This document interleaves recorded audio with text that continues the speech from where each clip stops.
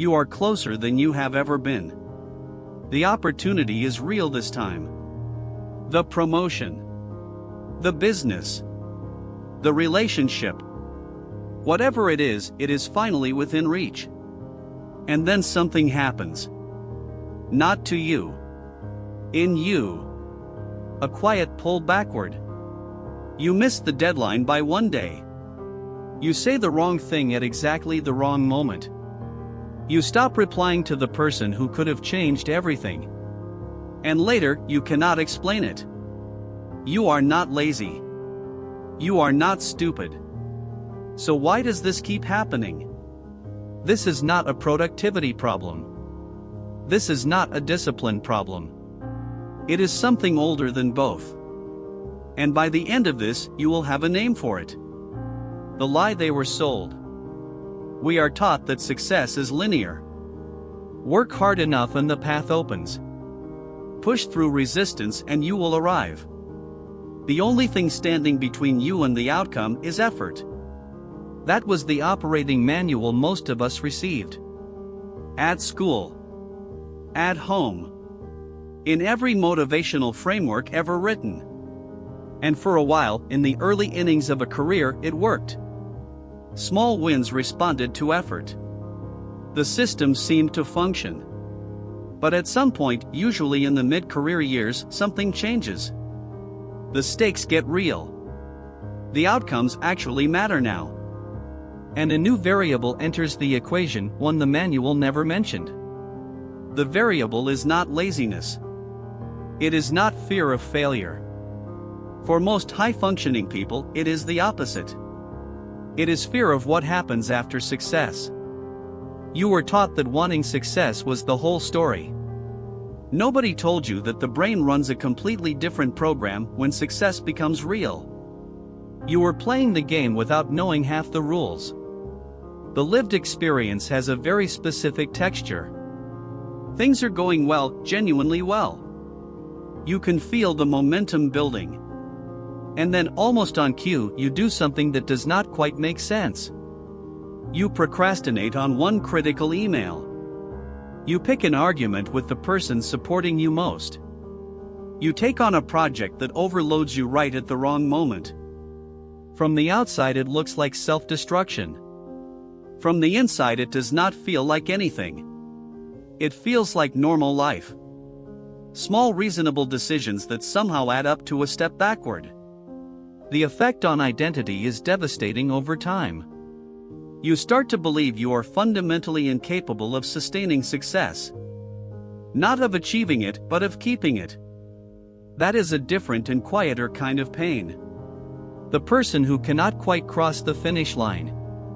The career that plateaus right before the next level. The relationship that ends just as it was becoming something real.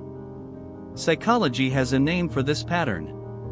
It is called self-handicapping, a behavioral defense mechanism first described by researchers Stephen Berglas and Edward Jones in 1978. The brain creates obstacles to protect the self-concept from a specific threat. Not the threat of failure. The threat of success that then disappears.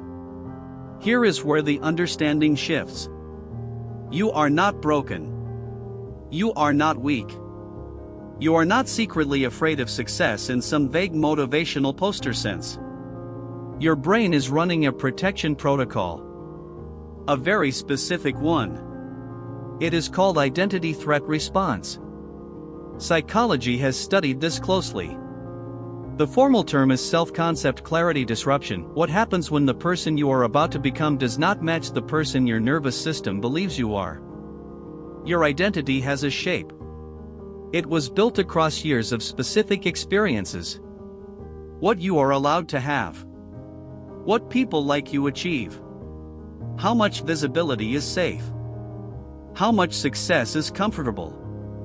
When external reality starts to exceed that internal shape, the brain does not celebrate. It sounds an alarm. And that alarm, dressed up as procrastination, distraction, conflict, or illness, is the sabotage. You were not failing. You were flinching. Here is the brain science behind this. When you approach a high-stakes outcome, one that genuinely matters, the anterior cingulate cortex activates strongly. This region monitors conflict between where you are and where you are going. When that gap becomes large enough, when the future version of you feels foreign enough, the brain registers it as threat, not opportunity. Here is the metaphor that makes this clear. Imagine you have lived in the same house for 15 years. Every corner is known. Every sound is familiar. Your nervous system is calibrated to that house. Now imagine success means moving to a different house, a better one, objectively. But unfamiliar. Every sound new. Every corner unknown. Your nervous system does not process that as an upgrade. It processes it as exposure. And it will do remarkable things to keep you from moving.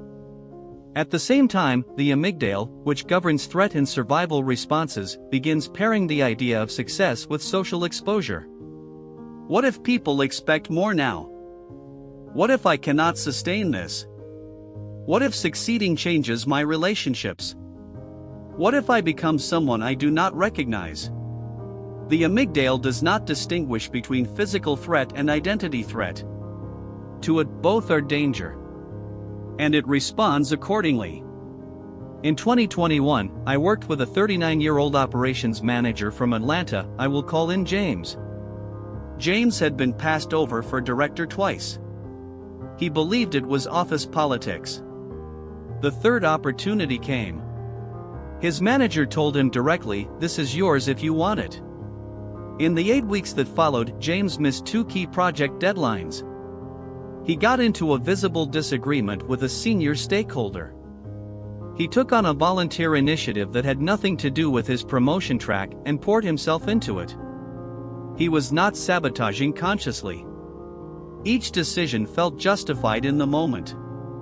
The deadlines had soft language around them. The disagreement felt important.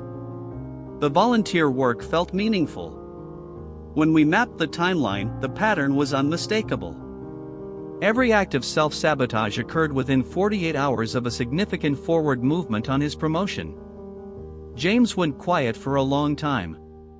Then he said, "I think I have been doing this my whole career." He did not get that promotion. But something more important happened. He got the mechanism. And the promotion after that, he got. Here are 4 steps grounded in the psychology of identity threat and behavioral disruption. Step 1. Map your sabotage signature. Every person who self-sabotages has a preferred method. Some procrastinate. Some pick fights. Some get sick. Some create chaos in other areas of life. Your job is to identify your specific signature. Look back at the last 3 times things went sideways right before a win. What was the first behavior that appeared?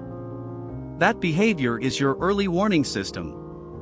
The psychology here is called behavioral pattern interrupt identification. You cannot catch what you have not named. 1 hour with a journal and your last 3 setbacks will tell you more than years of vague self-awareness. Step 2. Expand the identity container. The sabotage happens because your internal identity cannot hold the external outcome. The fix is not willpower. The fix is to slowly expand what you believe you are allowed to have. In practice, find 3 people, real people in your life or your professional world, who have what you are moving toward. Not celebrities. Not abstractions. Real humans at the next level. Spend deliberate time in proximity to them. Your nervous system updates its threat map through social proof and direct exposure.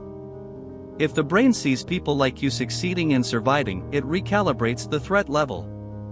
This is called identity scaffolding in behavioral change research.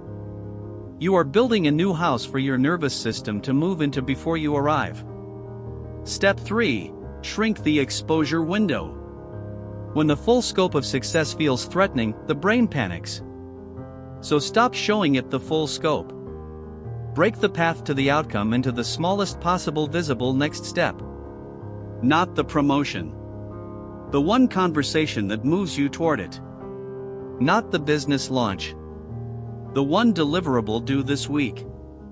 The neuroscience behind this is called salience reduction. When the stakes feel smaller in any given moment, the amygdala stays below activation threshold. You are not lying to your brain. You are managing its field of vision. One step visible. That is it. Step 4. Close the loop out loud. Self-sabotage lives in silence. It operates best when you are the only one who knows what is happening. Tell one trusted person, a mentor, a peer, a partner, exactly what the pattern is. Not what you hope to achieve. What you have noticed yourself doing when it gets close. The moment you externalize the pattern, it loses its invisibility. Research on accountability and behavioral change consistently shows that named behaviors are significantly less likely to recur than unnamed ones. The act of speaking the sabotage out loud changes your relationship to it. It moves from instinct to choice. Let us return to where we started. The promotion. The business. The relationship. The moment it was finally within reach. And then, something happened. Now you have a different frame for that moment. It was not weakness. It was your nervous system doing exactly what nervous systems do, protecting the identity it has always known. Alarm dressed as distraction. Fear dressed as a reasonable decision. James eventually got his director title. Not because he stopped feeling the pull backward, but because he learned to recognize it as the pull. And he chose to keep moving anyway. That is the only difference between people who cross the line and people who stop just before it. Not talent. Not discipline. The ability to recognize the flinch and not let it make the decision. You have been here before. That close. And something pulled you back. You are allowed to be done with that pattern. Not by forcing yourself through it, but by finally understanding what it actually is. The next time you feel the pull backward right when things are going right, you will know what it means. It means you are close. If this landed somewhere real for you, drop something in the comments. Tell me the last time you felt the pull. I genuinely want to know. That is it.